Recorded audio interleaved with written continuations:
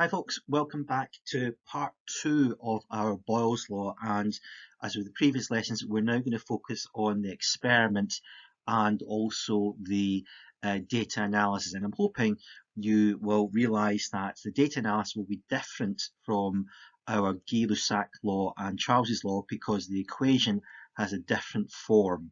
So we're going to describe an experiment to measure the relationship between pressure and volume when temperature is constant.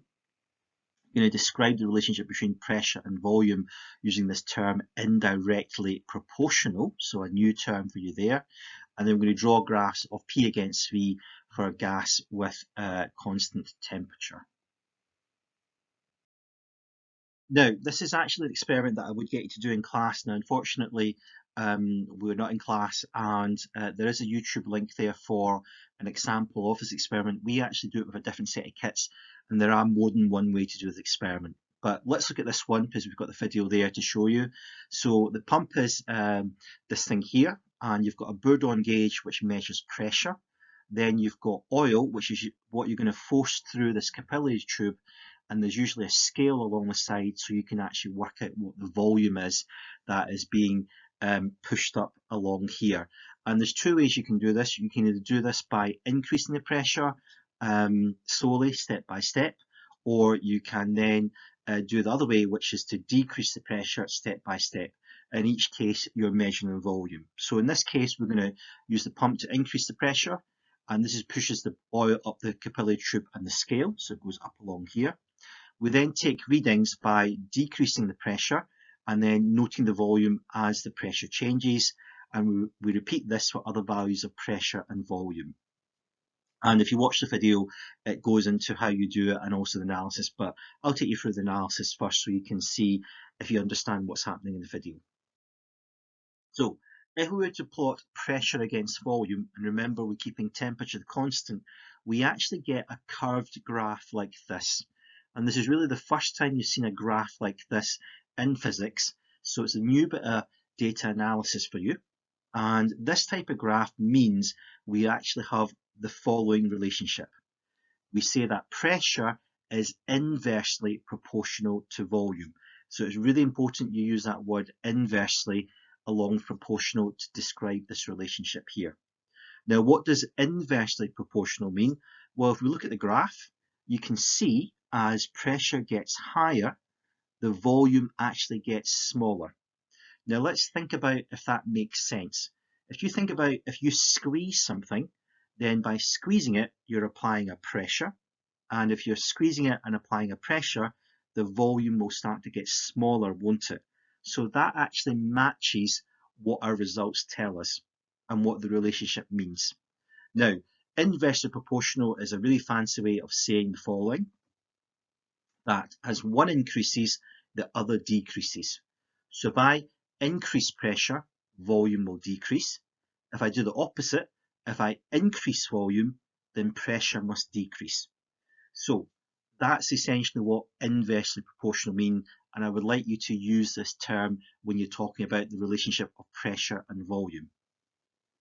The other thing is we write this in the following form. Pressure is inversely proportional to volume, and to show it's inversely proportional, we write the 1 over V. So compare and contrast with your other relationships where it was directly proportional. Now, we can do a little bit more with the graph to really confirm what relationship we have. So if we take our original graph, which is this, pressure against volume, what we can do is we can plot pressure against 1 over volume. So what that means is that for each value of the volume, we divide 1 by the volume and we get a whole new set of results, which is 1 over volume. And then what we do is we plot pressure against this 1 over V. And this is what the graph will look like. We've got pressure here, we've got 1 over V here, and we've got temperatures constant. And notice we get a nice straight line through the origin. So how do we describe this relationship then? Well, the way we describe it is the following. We would say pressure is proportional to 1 over V. So I'll say that again. Pressure is proportional to 1 over V. Because if you look on our graph, we've actually plotted pressure against 1 over V. Now, how do we write this in terms of the mathematical notation? Well, it's actually the same thing. We would write P with the alpha, and it's 1 over V. Now, before you get confused, let's look at the two statements and see how we use them. Okay, so first of all, what I would like to say is that this was our original graph, P against V, and this was our second graph, P against 1 over V. Now, these two graphs, although look totally different, are actually the same thing. They mean exactly the same thing. Okay, so don't get confused. If you see this graph, if you see this graph on the left here, it means physically the exact same thing here. So our two phrases, pressure is proportional to 1 over V, is the same as pressure is inversely proportional to V.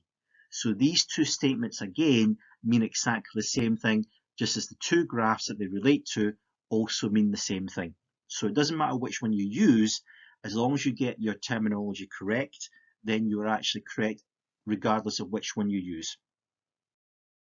And just to summarize that, we've got pressure is inversely proportional to V, or pressure is proportional to 1 over V.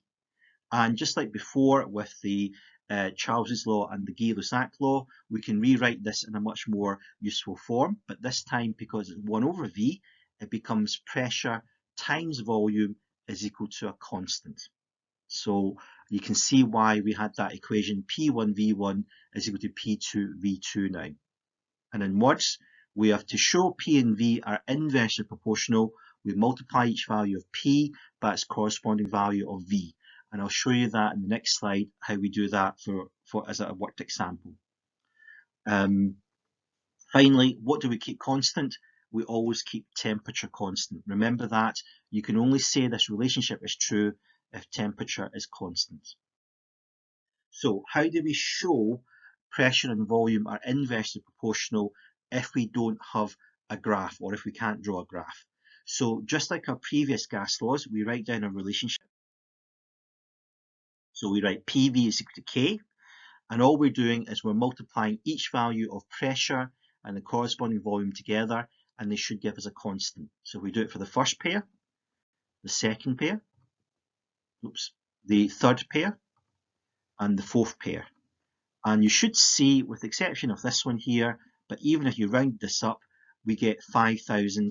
So since we get the same value for the calculation, then P is inversely proportional to V. So don't forget that it is inversely proportional in this case and not the other one. And that's how we do it. And what's really nice about this is that there's a certain kind of familiarity or similarity with each of the three gas laws in terms of how you solve it and how you analyze the data. So just to kind of summarize all three gas laws, quite often you'll see them talked about as being the combined gas laws. And the combined gas laws is simply this equation here, where we've got PV over T is equal to a constant. And from this equation, we get our three relationships, because remember, if we set, for example, in the first one, pressure as a constant, we get V over T. If we set volume as a constant, we get P over T.